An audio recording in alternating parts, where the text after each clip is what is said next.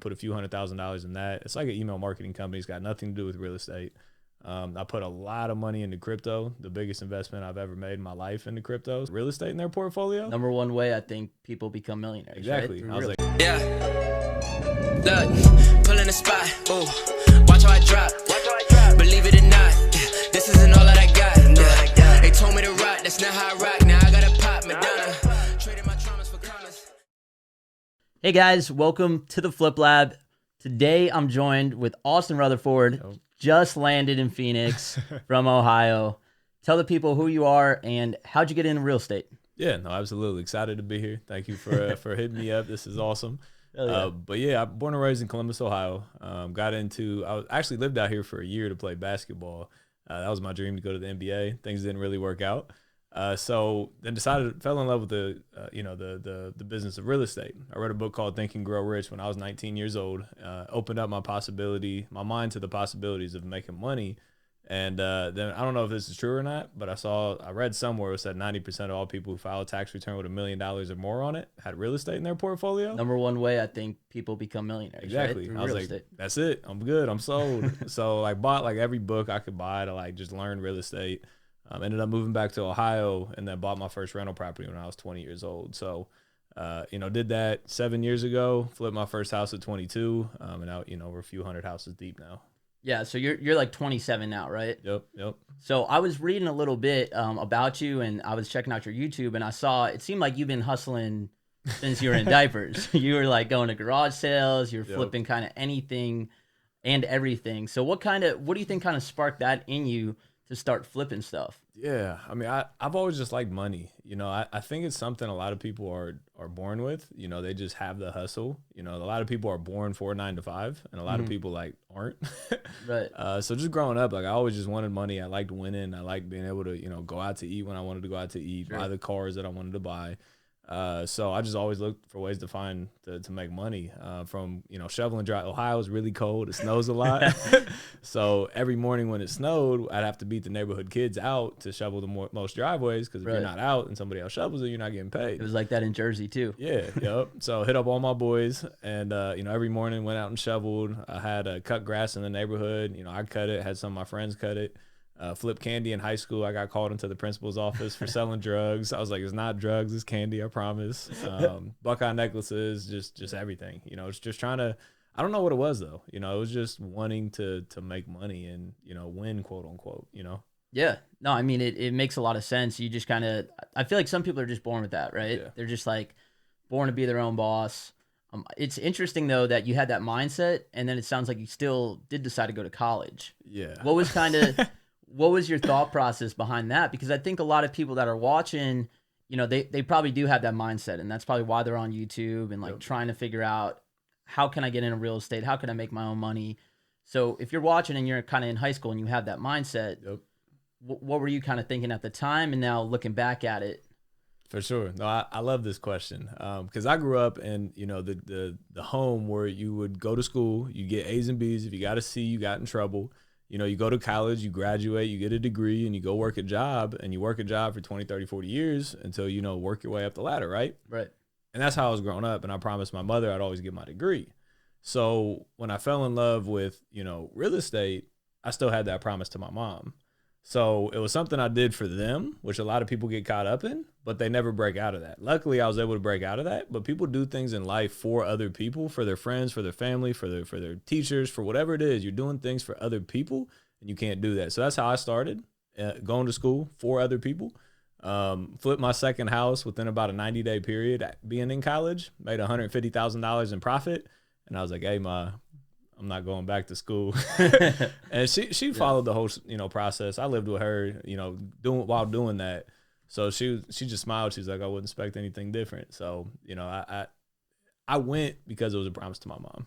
Right. Yeah. I think for a lot of people too, their parents might not be supportive of those ideas, but I think you have to like sometimes just, start doing the work and actually put in the work. And then once the results start to come in, people aren't looking at you like you got 3 heads on when you say, nah, I just want to flip these contracts, make all this money. I don't need college. So that's pretty cool. For sure. It's the world that we grow up in, like that people are taught to go to college. And if you don't go to college, you're like different. but like, it's okay to be different, you know? Yeah. Like, I want to be different. Like, I want to stand out. I don't want to fit in. You know, too many people growing up nowadays where they want to like fit in and be cool. Like, be different, be you. Like, that's what makes you you, and that's what makes people great. You know, the Tony Robbins, the Eric Thomases, you know, the greats of each industry, they stand out. It's okay to be different. Yeah. I mean, 100%. I know I went to college. I actually got a bachelor degree from Rutgers University, like a pretty good school in Jersey. And I would say, looking back, it was the worst investment I ever made in my whole life. Most people say that. The worst one. Yeah. You know, and it did get me my first corporate job, but it was a sales job that I didn't even need any college experience from. Yep. I learned nothing in college about business. And within a month of getting a cold call sales job and just getting hung up on and talking to business owners, I learned more just doing that than I did all these years in college. 100%. So it's crazy how, you know, I think if you are wanting to be your own boss, that it's like right out of high school, like go work for, you know, tag along with a guy like you. Hey, Austin, you know, I just want to learn everything about real estate. I don't care how much I'm getting paid. Like, you're living home. You don't have a lot of bills. You probably don't have a family at that point. That's the time to go try to link up with someone. 100%. Just try to learn the game. You don't have any responsibilities. When you're old, you can't do that. You got kids and bills and all those other things. When you're young, like, people always ask, like, should I go to college? And my answer is, it depends. If you have no plan and no desire and no want, go to college. Go get a degree and work a corporate job. Sure. But if you have a drive to go and do something, you have a business plan and you've taken action and you've tried to start a business and tried to make money, then do that. But don't not go to college without a plan. If you don't want to go to college, have a plan and act on that plan, and inevitably it's going to work. You know, I always say it's never a matter if something's going to happen. It's only a matter of when something's going to happen if you take the right actions. 100%. So when it comes to real estate now, I want to ask you this, because I see you're crushing the real estate game. I know, you know, you've been flipping for the last 7 years.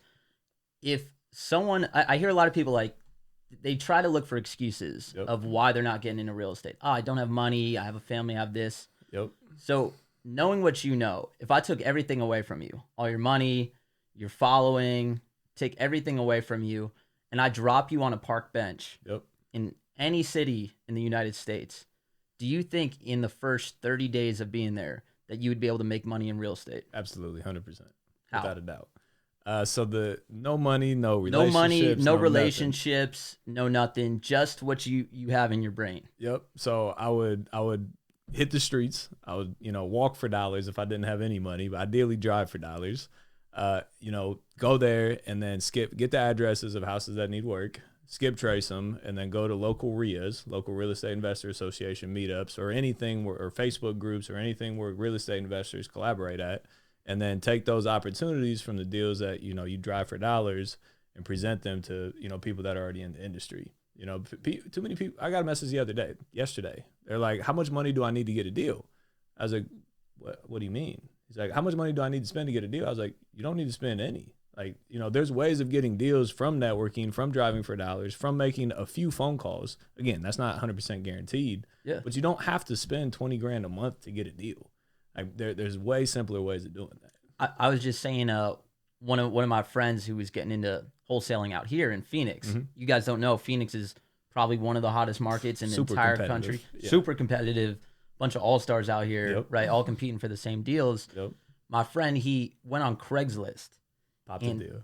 He found an ad that had just no photos, no nothing, called him up, right? Ended up negotiating the deal with the guy, kind of helped him out. He didn't know what to do. He didn't know contracts or nothing, but he found a motivated seller, right? He had a bunch of crackheads in the house and they fucked the whole house up. It was bad, right? Yep.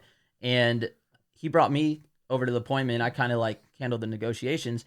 We ended up making a $50K spread on that deal. Off of Craigslist. Right? Zero money, zero marketing dollars, but he was going on Craigslist every single day for a couple months before he found that. So I always say, like, you know, it's about, I think, being consistent on a day-to-day basis 100%. When it comes to trying to find those deals.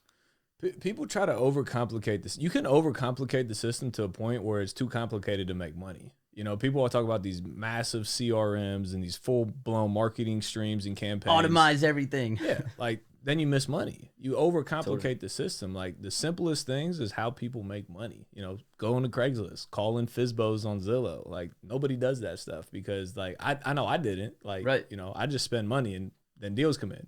But what if you took the time to like do those easy things that are free? Right. Even I was driving home from the gym yesterday in my neighborhood, and I see a sign for an estate sale. Yep. So 100%. I drive over there. And I see it looks like they're having like a big estate sale. I walk in the house, the whole family's sitting there. Like, hey guys, I'm a neighbor, I live in the neighborhood, looking to buy a house, you know, as a primary in here. And their parents just passed away. And, you know, it was a complete hoarder house. House needs a ton of work. So now it's a great opportunity. So did you get it? This was literally yesterday. Okay. So I went to the estate sale. I left in my phone number. I wasn't trying to be the hard sale coming in like, I'm the real estate investor. Sign now. Yeah, I was more like, I walk my dog around this block all the time. Like, I'm a friendly neighbor, which is true too. But I think people forget that, you know, it's like use your network. Use people that you know. If you've been living in a town your whole life, there's probably a good chance that if you just use all the network of all your friends and coworkers and stuff, and you just let everyone know that you buy houses, there's a good chance that eventually someone will have some distressed situation that they present you a deal. 100%. 100%. Then you just find an investor in the area and they kind of could take care of the rest, right? For sure. People downplay the network, and we're going to get, I'm hoping we get to this at some point about, you know, content creation and building a brand, but I've made millions of dollars by having a brand. Like people think like that's not important. That's the world that we live in. No questions asked. We live in a perceptionless world where if you have a brand and you're omnipresent, you're top of mind when things happen, whether it's real estate or whatever you want to do, any brand that you're trying to build, you're going to make money. Somebody's mom passed away. Guess who they're calling? You. Somebody met a contractor. Guess who they're calling? You. Somebody met a private money lender. Guess who they're calling? You. Brands are massively, massively important, but all that is working your network. What percentage of your real estate deals do you think now that you've kind of exploded on a lot of social media platforms and stuff and you're really building that up, what percentage now is coming from? Half, if not more. Yeah. Half, which is crazy. Yeah. Because it does bring up a point because I'm kind of just, I'm not at your level yet, right? But I'm just kind of, finally I was like, you know what, fuck it. Like I'm going to get on social media. I'm going to do the thing. I don't think anyone like truly like loves all these cameras and editing. Like, dude, it's work. More, isn't it more work than real estate? Yes. Right. But so people always ask, they're like, if you're making so much money flipping houses and making millions, why the hell are you spending time making TikTok videos? Yep. I mean, I fought the same thing. You know, I got into it starting like it was going to be a part-time thing, and it quickly came into a full-time thing because of how much content you got to put out. But, you know, you're making so much money in real estate, right? Let's say you're making $100,000 or $500,000 or $1 million, whatever it is. You know, single family real estate has a cap, whether that's 1, 2, 3 million, whatever that comes out to be, give or take. Like, that's great money. But with a brand, you can make tens or even hundreds of millions of dollars with zero risk. The thing with real estate, I've lost money on deals before. I don't know if you have, but like I've had to pay somebody to buy a house for me. It's not a good feeling. There's real risk in real estate. Sure. And that's cool. Like we've made a lot of money doing it, but with the brand, it's zero risk, none whatsoever. So why would you not build a brand where you can meet that person? I get messages all the time like, yo, I got this great idea about this app. It takes one connection to make $1 billion company. You can't do that in real estate. Yep. You know, so use it for what it is. We live in a world with social media, and if you build the brand the right way, you can take $100,000 or $500,000 or $1 million business to 10, 20, 30x simply by having a brand. For all you listening out there, that would be my answer as well for like why brands are important. 100%. The world's changed. You know, it's about doing that, and a lot of the people in the real estate game, I think too. So many guys are so focused on the real estate because it is a lot of work that it's just making the content. It's a lot of the times it's not enough time, but I invested into it as well. I said, you know what, like it's more important for long-term. Like you might not see the deals coming in. You definitely don't see it at the first, beginning. Right. Yeah. But then all of a sudden it becomes like a tidal wave. And then like people keep sending you deals and then you don't have to go hunting for deals all the time, right? Yep. You don't have to send as much mail or do as many cold calls because the leads are coming to you. Yep. So in your real estate business now, what percentage are you flipping, holding versus wholesaling? What's kind of your operation look like? For sure. So starting out way back 6 years ago when I flipped my first house, I was 100% flips. I didn't even know what wholesaling was. So, you know, I was able to raise private money from the first deal, $250,000, funded the entire deal. You know, I've raised over $20 million to do all of my real estate deals. So it started out just flipping. And then, you know, I bought a couple rentals along the way because I wanted passive residual income. And then I got put on to wholesaling. I was like, well, you know, we can sling a lot more houses. Let's start doing that too. So then we were wholesaling and flipping. And then when COVID hit about a little over a year ago, you know, I was all my income was in real estate, but it was like, you know, rehabs, wholesales, rentals, and new construction. So diversified in real estate, but it was just real estate. And it was a very eye-opener for me. It was like, wow, like what if this really like tanked the market? Eventually it's going to tank, right? You know, it's inevitable. It's highs and lows. 100%. Yeah. So I was like, okay, I can't keep chasing money for the rest of my life. You know, we do months, you know, $200,000-$300,000 a month net profit on wholesaling and flipping, which was phenomenal. But like you always got to go out there and get that next deal, right? So like a year ago, we're doing way more rentals now. You know, first exit strategy is to keep it as a rental property. And then if it doesn't fit that, next exit's a flip if it's less than a 50K rehab. If it doesn't fit that, then we wholesale it out. So you're pretty much you have all those tools, and if you find a good deal, then you're just like, okay, found a good deal with some equity into it. What's the best way to kind of dispo it? Yep. That makes sense. Maximize the profitability. Yeah. Or I'm sure, like, I know for us, like, we just contracted a deal today. There's a tree growing through the house. Through the house? Through the house. It's crazy. I'll show you. I'll show you a photo of this. It's in Trenton, New Jersey, like one of the biggest dumps in like the world. But you can make some quick money there. It's like a landlord type city. Yeah. But it's something we don't want to take on a rehab like that. Yep. So that's like a perfect exit for us to wholesale kind 100%. of, or do like a double close. Yep. And then it's like if we find it awesome, we're not big into holding, but if you find a really good property, you can pull a bunch of money out and cash flow a ton. It's like, why not just keep that as an asset? 100%. I mean, if you can be on the front end and get the deals, then you can figure out whatever you want to do with that. You know, my sales team asked me like, well, how do I know how to evaluate the deal? I was like, get the deal and then I'll figure out how to make the most profit on it. You know, if you have the deal, if you can market or you can network or you can get the deal, you can make money on it 100%. Do you think that's the most important part for someone that's brand new looking to get into real estate is learning how to find deeply discounted deals? Do you think that's... For sure. Like that, we don't run a real estate business. You know, a lot of people say like, hey, I'm in real estate. No, you're not. You're in marketing. If you're in the car business or the house business or the, you know, paper towel business, whatever business you're in, you are in the marketing business, because without people to buy and or sell you product, you have no business and you make no money. So we are in the marketing business. So 100%, you got to learn how to market. And whether that's like driving for dollars, cold calling, RVM, SMS, direct mail, or building a brand is marketing. Sure. Whatever that looks like, you have to be marketing nonstop. Yeah. And then, I mean, the thing is, if you come across something, right, you come across a house, you buy it 20 cents on the dollar. Everything else could go wrong. So, you know, you take on a project, right? Your first rehab because you want to learn how to flip. Yep. You buy a deep deal in a good location and the rehab goes wrong. There's extra foundation issues. Permits take months. Yep. You have all that extra buffer where it's just a matter of how much money you're going to make compared to losing, if we're going to make money or not. Yep. So finding deals deep, I think what I tell new people is probably the best way to not lose money. And you don't want to be losing money when you first start out. You've got to stay in the game. Yeah, I mean, there's a lot of room for error if you buy it right. If you buy it wrong, there's no way out. If you buy a messed up deal, you're losing money hands down. Would you say as you become more experienced and you build more capital, that does your mindset change about deals where now maybe you feel a little more comfortable taking on some risk that maybe 5 years back you wouldn't have? For sure, 100%. We've definitely taken tighter deals, and I've lost money one time in my entire career until this year, and I've lost money twice. Okay. Because I've been taking more risks, and we're pulling back on that a little bit right now because I don't like losing money. But yeah, I mean, 100%. I've taken tighter deals because we have the capital ready, we have the contractor, we have the team. Like, we're just pumping them out, so I don't have to make as much as I want to.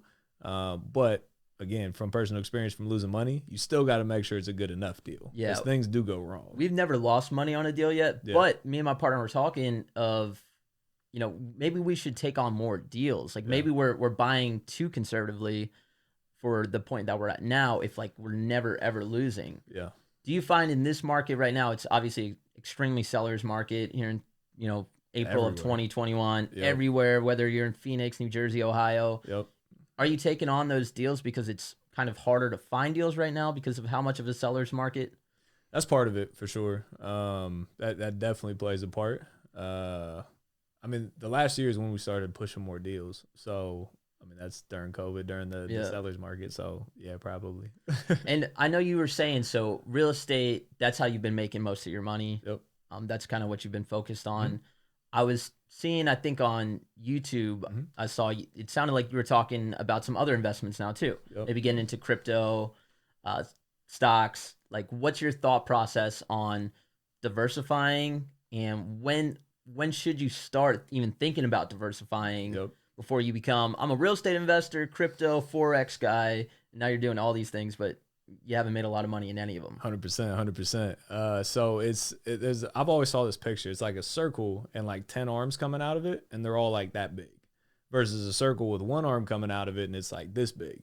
If you focus on one thing, that's what's going to grow massively. So at the beginning of whatever career you're in, you have to focus on one thing or maybe two things and build that and make that a reliable stream of income and make a lot of money from it, stack some money in the bank, build a team, outsource it so you're not the one hands-on 24/7, 365.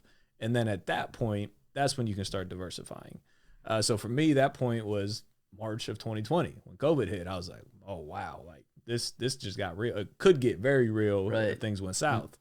So I owned a lot of land in Columbus. My thought was to develop it in the future at some point. But I ended up liquidating all of it, pulled out 7 figures plus profit on everything, plus my initial investment back. So got like super liquid, and then just started putting other investments out there. So, I played in the stock market. I don't really like it that much. I'm not the best at it. I started a data fulfillment company, put a few $100,000 in that. It's like an email marketing company. It's got nothing to do with real estate. I put a lot of money into crypto, the biggest investment I've ever made in my life into crypto. So really, I actually just sent a 6-figure wire to my guy coming over here, my broker, to put more money in this morning. So super, super heavy into crypto. And then the brand, building the brand, whether that's from ad revenue, whether that's from coaching and course sales, whether that's from affiliate programs, a few different revenue streams inside of the brand. But the brand is what I'm putting a lot of focus into right now.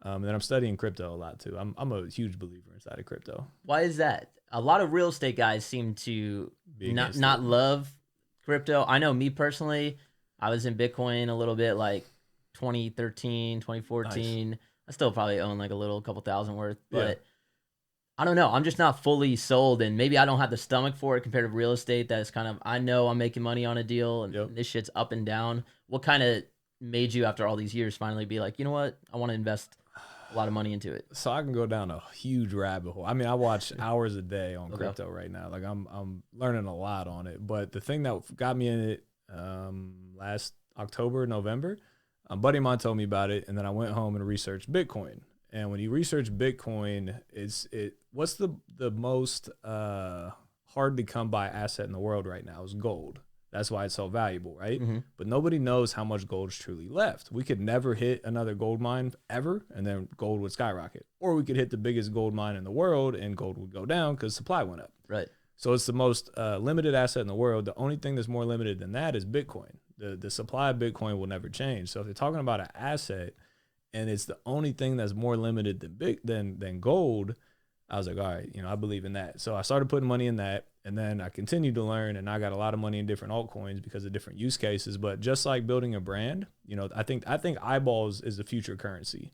I think a lot of marketing channels are going to go away from like sponsoring businesses to sponsoring individuals because they have more eyeballs, they have more influence. So I believe in eyeballs as currency. That's why I'm building the brand. And I believe that things are going online and people are tired of the traditional system. Like my bank account got frozen 2 of the last 3 days. I saw that on your story. The next day it got frozen again for the same thing. And after I approved it, after I went in and had to talk to them, I spent 6 hours clearing it up. Like, I don't want to deal with that. I'm sure you've probably dealt with this too. Like we've had big wires waiting to like clear, like, $200,000 at Wells Fargo took 2 weeks to clear our check. Stupid. So we got paid our money, but then we couldn't touch that money for 2 weeks at our own bank. 100%. Or you deposit a check and then it takes, 5, 10, 15, 20 days to clear, and then it bounces, and then you got to do another. I just think people are tired of the traditional system. When you really study like blockchain network, it's just I think it's the future. Yeah. What about Dogecoin? You got any of that shit? Dogecoin. I wish I would have got it. I was not a believer in it. So my thing is like I'm with the crypto, but something like a Dogecoin where if no value is being exchanged for currency, like there's no actual intrinsic value to it, I think that's where things like the whole economy should not be working like that. Like this whole Dogecoin, it's what I'm seeing it, and I could be kind of naive, but kind of like a worthless thing that now there's all this money into it, and money's being made, but there's no value being exchanged for that money. Sure. And I just think that's the way money needs to be moved. You buy real estate, you add value to it, you make it good, you sell it to a flipper, value is being created. Yeah. When you educate people, value is being created. Yep. But something like that, there's no value there. So Dogecoin is one of the only coins that has zero utility case, which is like the value side of things. So that's why I didn't believe in it. But I think it's like one of those stories where like the craziest thing ends up happening. Like it's starting to become a store of value. I think it was top 5 crypto market caps this morning. It's crazy. Which is insanity. So I don't know. I wasn't a believer. I'm probably gonna throw some money into it just to like, if it does go crazy, I'll be in it. But yeah, that has zero utility. So I invest in other things that actually have value. Yeah, well, maybe we'll have to talk more about crypto as it goes on. For sure. See how much you love it in 6 months from now, and then maybe I'll jump on the bandwagon. But when it comes to, I know now, real estate's your main thing. I see you're doing a lot of like educational stuff. Yep. Tell the people kind of what you got going on with your brand and how you can help people maybe getting into real estate. Yeah, no, absolutely. So, it's something that's grown from building a brand. People reached out so many times, and you can't physically help everybody because there's not enough time in the day. Yeah. So everything that I've created has been from people asking for help. So that's why I have a free YouTube channel. It's Austin Rutherford on YouTube. We drop 3 videos a week, hundreds of free videos out there that will literally teach you the game, and you can make money off the videos, I promise. I saw your side hustle video, I think the most popular one. Yeah, that's the one that went viral. dude, but it's literally go on there. It gives you like 8 or 10 ways to just start making money if you're just a kid out there and you want to do your own thing. 100%. The information's out there. 100%. And then people kept reaching out. They're like, hey, I got YouTube, but I want more help. So I made a course called the Real Estate Blueprint. It's like 22 hours, all documents, all spreadsheets, contracts, everything. People invest in that, and then people kept reaching out. They're like, I want personal access to you. So now I do like vacation masterminds. The next one's in June 10th down in Cabo. I'll have like 50, 60 people fly out, high-level real estate entrepreneurs, and just network and learn real estate. So it's just something that's kind of grown over time. Awesome. So guys, if you're looking to reach Austin, what would you say is the best way to find you, hit you up? What's the best way for someone? I know you're a busy guy. They kind of want to connect with you. What should people do? Yeah, so Instagram is where I respond to everything. TikTok, Facebook, all those are way too flooded. So Instagram at Austin Rutherford Official. That's where I'll be responding at. And then you can follow me on TikTok at Austin Rutherford and YouTube at Austin Rutherford. Awesome, man. Well, it was a pleasure having you on today in the Flip Lab. Austin Rutherford, in his 20s, multimillionaire, real estate, crypto, everything.